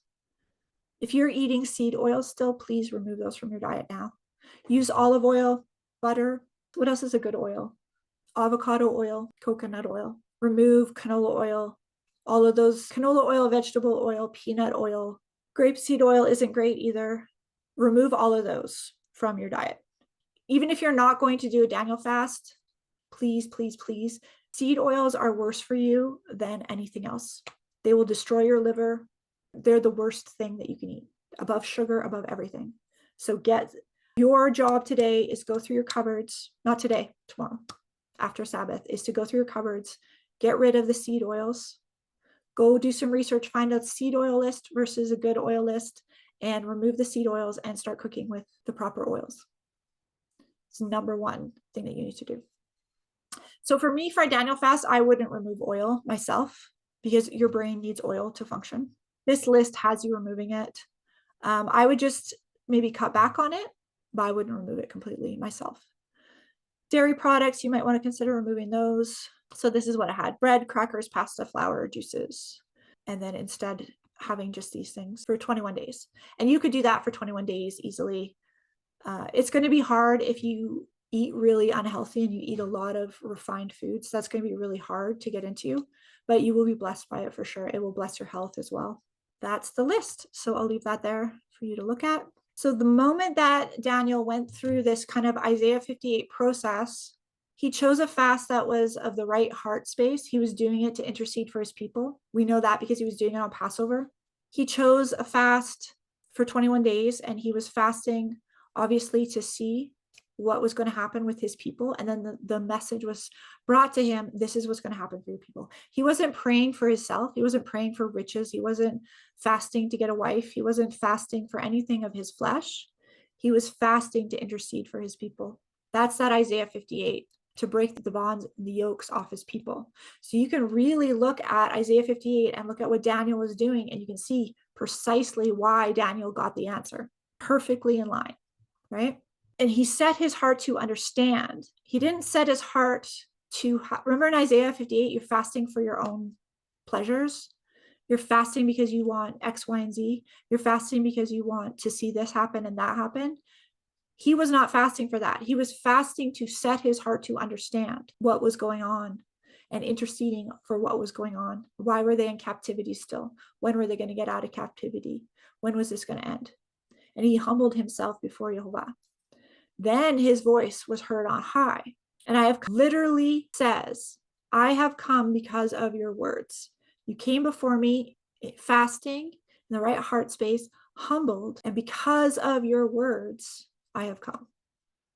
The prince of the kingdom of Persia withstood me 21 days, but Michael, one of the chief princes, came to help me. And can you imagine that if you had Michael is battling for you in particular to help you get a message, to help you have an understanding, to help you have a vision. How blessed and loved is Daniel, right? Michael, of all the messengers that could come and help him, Yeshua comes before him. How blessed is he? But Michael, one of the chief princes, came to help me, for I was left there with the kings of Persia. And I came to make you understand what is to happen to your people in the latter days to come in the future. Doesn't necessarily mean at the time of the end. In the latter days. After part, at the end. I mean, it could and it could not. On the far side, on the other side, at the last, at the end, in the days to come. So it can mean any of those things. In the latter days can mean on the other side of this, you're in this moment, on the other side of this, that could be the latter days, at the very end days, or it can mean in the days to come. It can have all three of those meanings, by the way. For the vision is for the days yet to come. So from where Daniel is sitting right there, for the days yet to come. And when he had spoken to me according to these words, I turned my face to the ground and was mute. And behold, one in the likeness of the children of man touched my lips. Notice the parallel here, touched his lips, just like in, I think it was Isaiah. Is it Isaiah who gets the lips touched with coal, or is it Ezekiel? Put it in the comments. Just like in that, like Isaiah, I think it was Isaiah came with unclean lips and he said, no, I can't. No, I think it was Ezekiel, unclean lips. And then they touched the coal to his lips and cleansed his lips. I touched my face towards the ground, and I turned my face towards the ground and was mute. And behold, one with the likeness of the children of man touched my lips. Then I opened my mouth and spoke. And I said to him who stood before me, O my Lord, by reason of the vision, pains have come upon me, and I retain no strength, just like Philadelphia has no strength. Now, how can my Lord's servant talk with my Lord? For now no strength remains in me, and I have no breath left in me. Again, one having the appearance of a man touched me and strengthened me. And he said, O man, greatly loved, fear not, peace be with you, be strong and of good courage. What did Yeshua say when he came amongst the disciples? And they were hedged in. Peace be with you, fear not, right? As he spoke to me, I was strengthened and said, let my Lord speak, for you have strengthened me. Then he said, do you not know why I have come to you? But now I will return to fight against the prince of Persia. And when I go out, behold, the prince of Greece will come. And I will tell you what is inscribed in the book of truth. There is none who contends by my side against these except Michael, your prince. Your prince. Sar, prince, head person of any rank or class. So whenever you hear that word prince, it's the head person of any rank or class. So was Michael protecting and ruling over Daniel, your prince, the chief ruler over Daniel? That would make sense. Daniel's writing a pretty important book here. We're going to stop there because there's a lot to unpack in Daniel 11 and we don't want to be haphazard about it. I do want to look at Acts though quickly, because I had a thought as we were reading through this. There's similar to what happened in Acts when Paul met Yeshua. He went, let me see if I can find it again. I turned my face to the ground and I was mute. Well, there's something before that. He heard the sound of his words and he fell deep sleep with his face on the ground. I don't know if this connects, but I just was reminded of Paul in Acts 9. Let's just go there and check it out. I haven't been there for a while. So Saul at this point is obviously a very different man than Daniel. Acts 9, Saul, still breathing threats and murder against the disciples of the Lord, went to the high priest and asked him for letters to the synagogues at Damascus. And so he found any belonging to the way, men or women, that he may bring them bound to Jerusalem. Now he went on his way, approaching Damascus, and suddenly a light from heaven shone around him. And falling to the ground, he heard a voice say, Saul, Saul, why are you persecuting me? And he said, where are you, Lord? And he said, I am Yeshua, the one who you are persecuting. Now, 110%, Yeshua did not say, I am Jesus. 110%. I give you my personal guarantee that when Paul heard this, he did not hear, I am Jesus, because the letter J was not invented even yet, even in the Greek. Would he might have heard, I am Iosis? I don't think so. I think he probably would have spoken to Paul in Hebrew. I am Yeshua. Whom are you persecuting? But rise and enter the city, and you will be told what you are to do. And the men who were traveling with him stood speechless and hearing the voice, but seeing no one. Saul rose from the ground, and although his eyes were opened, he saw nothing. And so they led him by hand and brought him into Damascus. And for 3 days he was without sight and neither ate nor drank. That is interesting too, because the men, and I'm not necessarily sure it fully connects. I just thought of this as we were reading. Didn't Daniel have men around him at one point too? Maybe I'm remembering wrong. The men who were with me did not see the vision, but trembling fell upon them and they fled to hide themselves. So Daniel 10, verse 7. And I alone, Daniel alone saw the vision, for the men who were with me did not see the vision, but a great trembling fell upon them and they fled to hide themselves. The men who were traveling, so Acts 9:7, the men who were traveling with him stood speechless, hearing the voice, but seeing no one. Saul rose from the ground, and although his eyes were open, he saw nothing, and so led him by the hand and brought him into Damascus. And for 3 days he was without sight, neither ate nor drank. And there was a disciple at Damascus named Ananias, and the Lord said to him in a vision, Ananias, he said, here I am, Lord. But the Lord said to him, rise and go to the street called Straight, and to the house of Judas, and look for a man of Tarsus named Saul, for behold, he is praying. Very similar, because Saul is fasting and praying, and at the same time, there's this image of Yeshua going to and moving things in the spiritual realm, and behold, he is praying. And he has seen in a vision a man named Ananias come in and lay his hands on him so that he may regain his sight. That's really interesting. So then notice Daniel, and behold, one in the likeness of the children of man touched my lips, and then I opened my mouth and spoke to him, and I said to him that stood before me, O Lord, by the reason of the vision, pains have come upon me, and I retain no strength. Right? Daniel 10:18, and one having the appearance of a man touched me and strengthened me. One having the appearance of a man touched me and strengthened me, and he said, O man greatly loved, fear not, and peace be with you, and be of good courage. Just interesting, the little parallels, hey? Do I understand them? No, absolutely not. But I'm finding them interesting. But Ananias, so he has seen in a vision a man named Ananias come and lay his hands on him that he may regain his sight. So in Daniel's touched and his strength is regained. And then here we have this encounter with Ananias, and he's going to pray and regain his sight. But Ananias answered, Lord, I have heard from many about this man, how much evil he has done to your saints at Jerusalem, and how he has authority from the chief priest to bind all who call on your name. But the Lord said to him, Go, for he is a chosen instrument of mine to carry my name before the Gentiles and the kings and the children of Israel. For I will show him how much he must suffer for the sake of my name. So Ananias departed and entered the house, and laying the hands on him, he said, Brother Saul, The Lord Yeshua, who has appeared to you on the road by which you have come, has sent me so that you may regain your sight and be filled with the Holy Spirit. And immediately something like scales fell from his eyes, and he regained his sight. And he rose and was baptized. Taking food, he was strengthened. For some days he was with the disciples at Damascus, and immediately he proclaimed Yeshua in the synagogue, saying, He is the Son of God. He is the Son of Jehovah. And all who heard him were amazed and said, Is this not the man who made havoc in Jerusalem for those who called upon this name? And has he not come here for this purpose, to bring them bound before the chief priests? But Saul increased all the more in strength and confounded all the Jews who lived in Damascus by proving that Yeshua was the Messiah, Christ. We'll leave it there. So I was just wanting to point out the parallels. We should do a study in Acts one of these days, I feel like. Back to this, I just want to see, I had some more notes, but I just want to see if there's something we should go through. This is where we were with the rivers. I thought you might just be interested in seeing this, and we can study this deeper in the future with the different gems and how they ran through the land.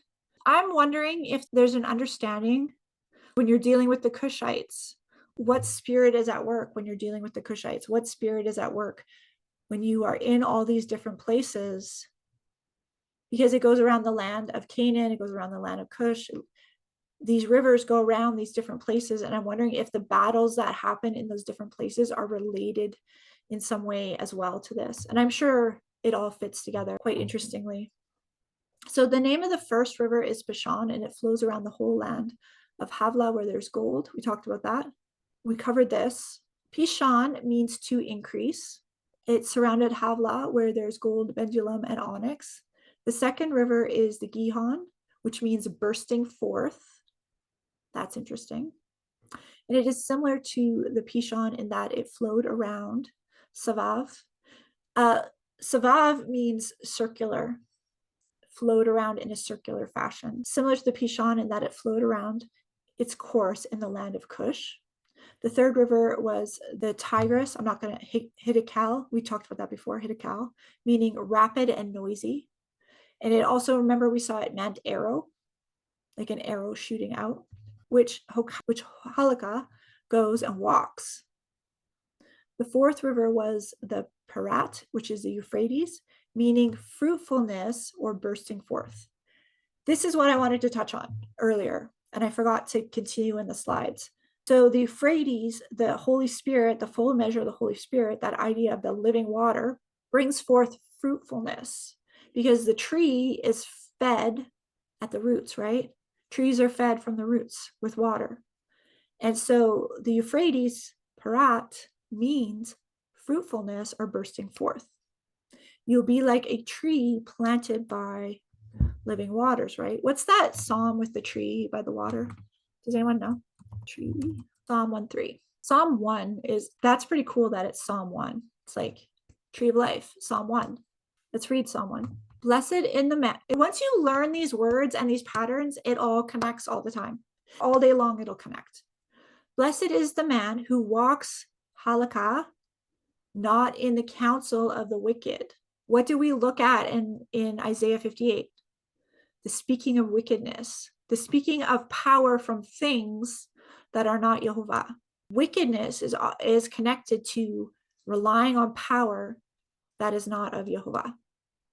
Your wealth, your authority, your whatever, however many tanks you have in a garage, you know what I'm saying? Your arsenal. Blessed is the man who walks not in the counsel of the wicked, nor stands in the way of sinners, nor sits in the seat of scoffers, but his delight is in the Torah of Yehovah. And on his Torah, he meditates day and night. What's the Torah? Tree of life. Who is the walking, talking Torah? Yeshua. Tree of life. Living waters. He is like a tree planted by streams of water back in the garden, back in Eden, that yields its fruit in its season. What are the seasons that we have in the scriptures? We have our Moedim, our harvest seasons. When do you harvest? Do you harvest in December? Do you harvest at December 25th? Is there fruit ready to harvest on December 25th? Or have you missed the fruit? He is like a tree planted, not a cut off tree, by streams of water, the ruach, that yields its fruit. Fruit equals blessing in its season. Season is the feast days. They are harvest festivals. That's why they're putting the fruit on the tree. It's a dead tree. They forgot to harvest at the correct season, so they don't have the fruit. And its leaf does not wither. What happens when you have your dead tree in your house? What happens come January?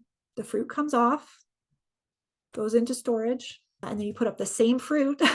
It's like mind-boggling. The metaphor is mind-boggling.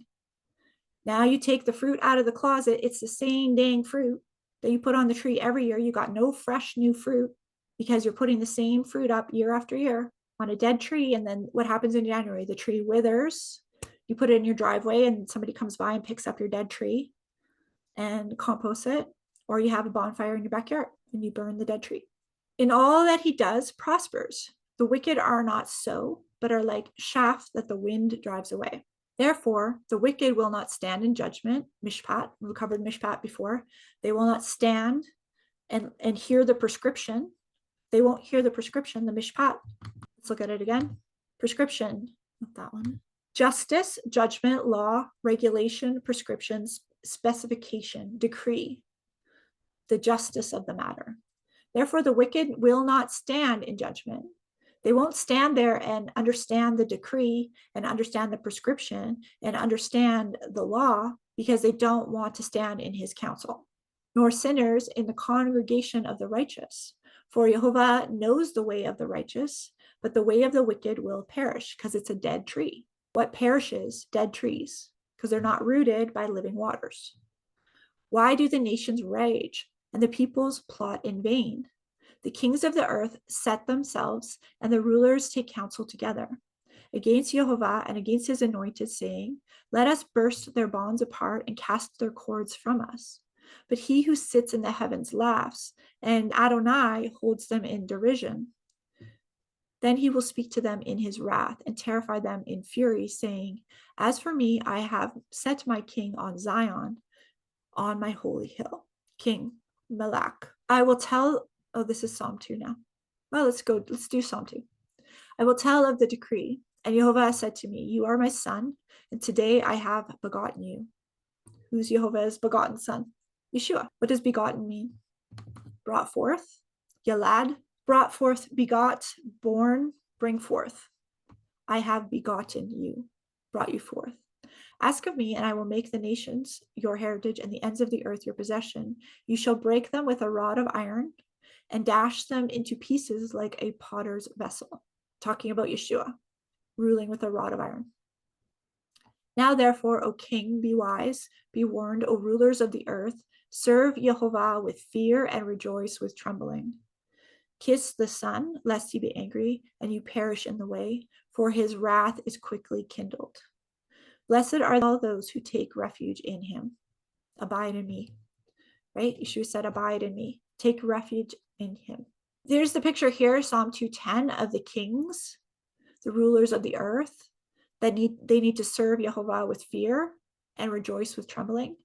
What happens in Daniel 4? Nebuchadnezzar would not serve Jehovah with fear, and then he is likened to an evergreen. So the picture of Daniel 4 is Nebuchadnezzar, the king of Babylon, is to an evergreen, and he is chopped down, his branches removed, the fruit scattered, right? And that is the symbol of the king of Babylon being chopped down. Why is he chopped down? Because he would not serve Jehovah with fear and rejoice with trembling. That's why that tree was chopped down. It's a picture of the king of Babylon being chopped down for not serving Jehovah.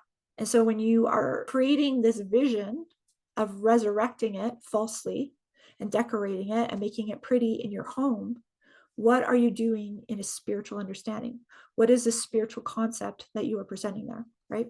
That you want the king of Babylon to rule in your home, and you're going to decorate the dead tree, right? We will stop there. I'm going to stop the recording. Thank you for being here. I appreciate it. Again, if you want to support me and support the work that I put in here, please go to my website. There's lots of options there, but don't do it today. Do it after the Sabbath. And I thank you greatly for your support. It makes a big difference in the amount of time I can spend preparing for this.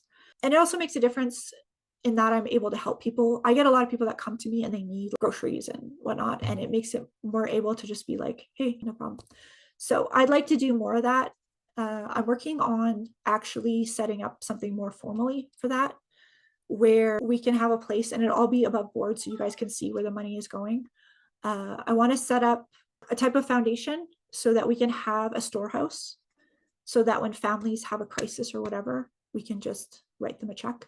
But I have to figure out how to do all the paperwork behind that. There's paperwork. Otherwise, I end up paying taxes on everything. Even though I'm giving the money away, I have to pay taxes on everything.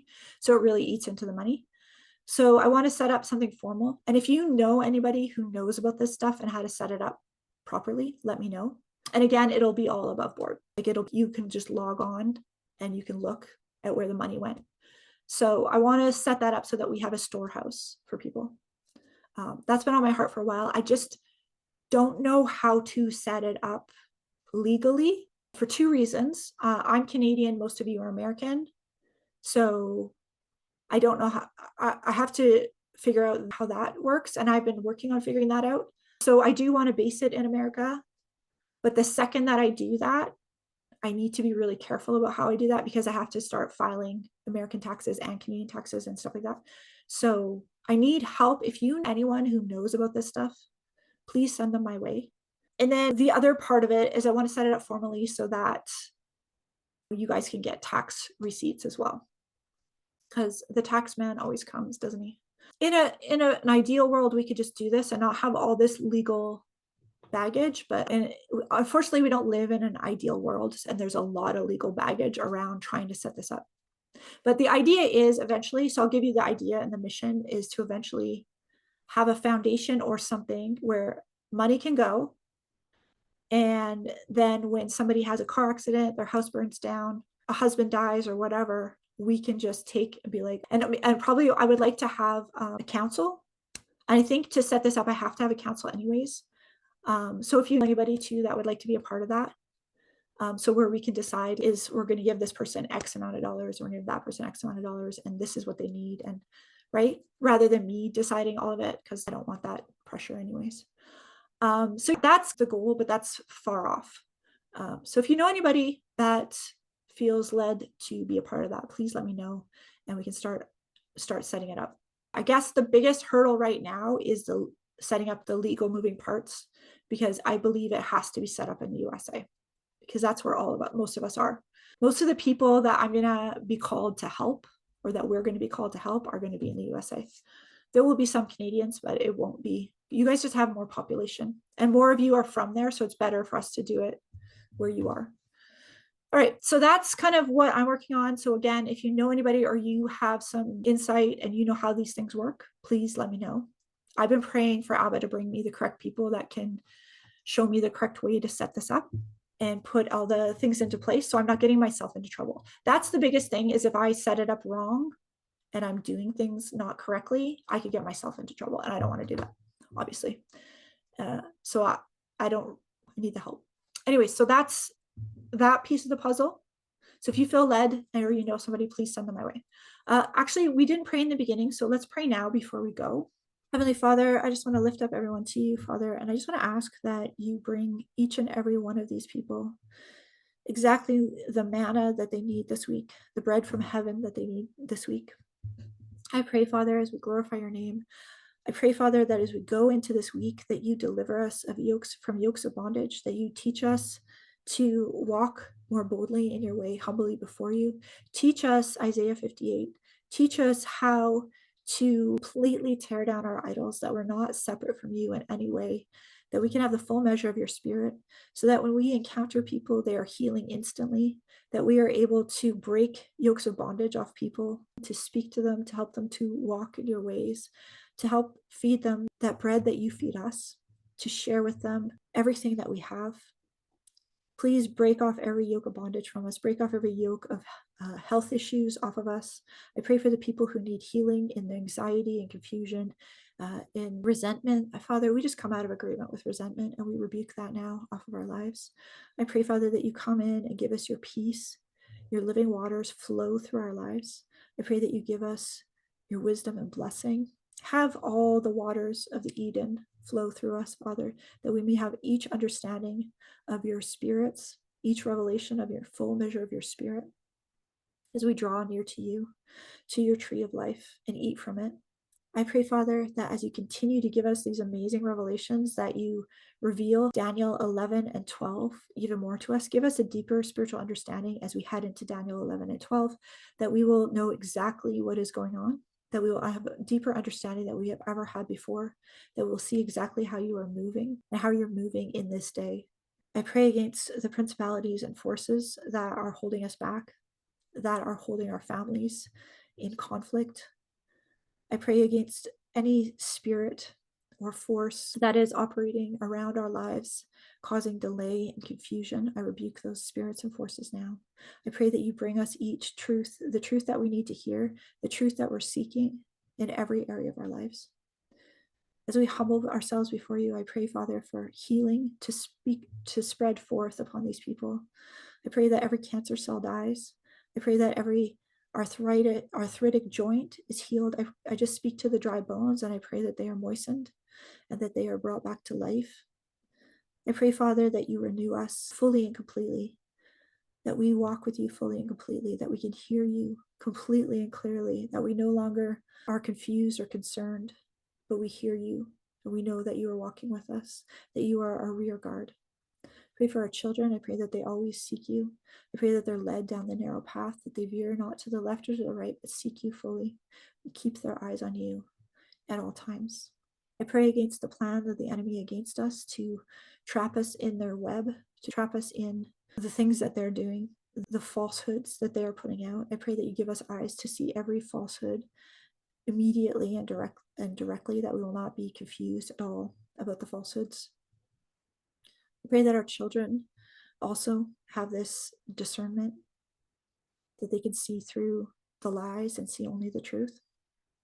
I pray for our relatives near and far, that they come to know you through the bread and the water that we feed them, that as we feed them these deeper understandings, these deeper revelations, that they start to understand the deeper spiritual matters at play, that we're not fighting against flesh and blood. We're not fighting against them. We're fighting against the principalities that are taking hold over our nations, over our families, over everywhere that they are.